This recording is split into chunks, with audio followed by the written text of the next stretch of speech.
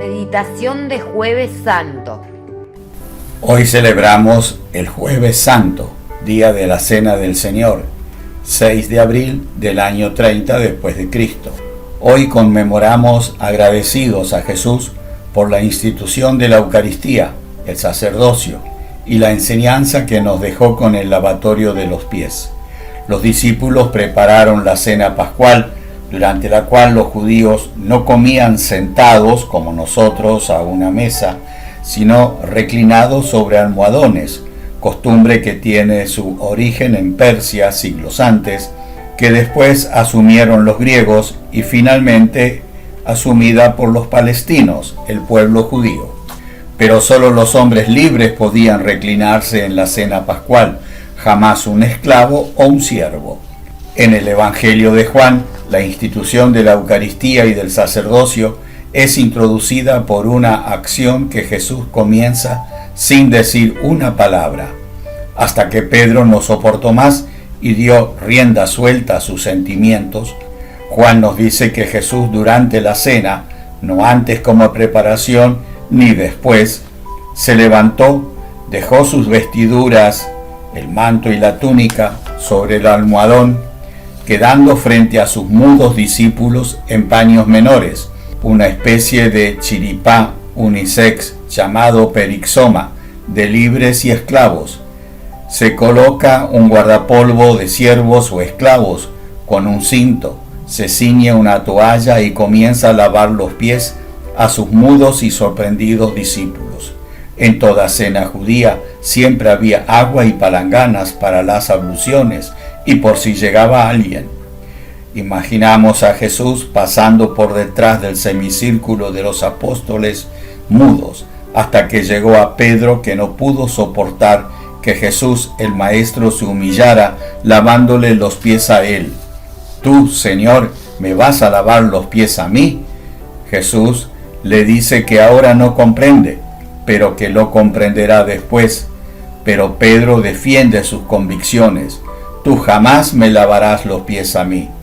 Jesús trata de hacerle entender que es él quien necesita lavarle los pies para cumplir la misión que le dio el Padre. Y si lo dice, que si no hace eso, Pedro no tendrá parte en su suerte, en su vida, en su historia, algo a lo que Pedro ya no podía renunciar. Si es así, lávame también la cabeza y las manos.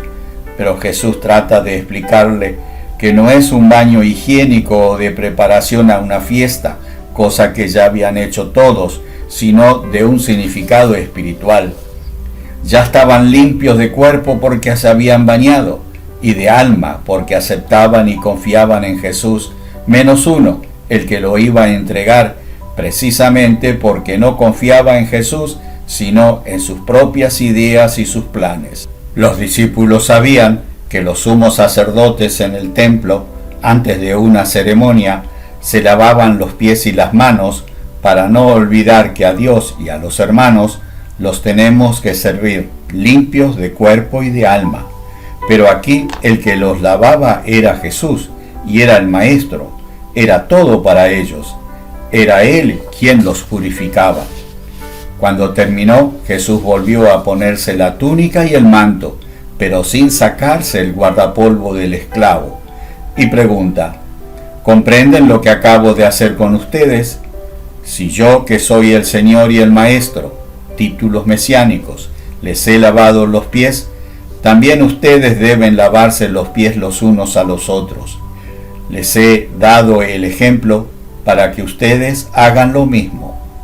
Continuará la cena, y al final Jesús tomará el lugar de Elías y con su pan y su vino instituye la Eucaristía y el sacerdocio, sin sacarse el guardapolvo de servidor de sus discípulos. Hoy en la Eucaristía celebramos el lavatorio de los pies, pero no para recordar lo que hizo Jesús, sino para aprender que tenemos que hacer nosotros lo mismo hoy y siempre, lavar los pies a los hermanos, pero también tener la humildad de dejarnos lavar los pies. Un santo día hoy para agradecer a Jesús la institución de la Eucaristía, del sacerdocio y la enseñanza y el ejemplo que nos dejó lavando los pies a los discípulos. Bendecido Jueves Santo.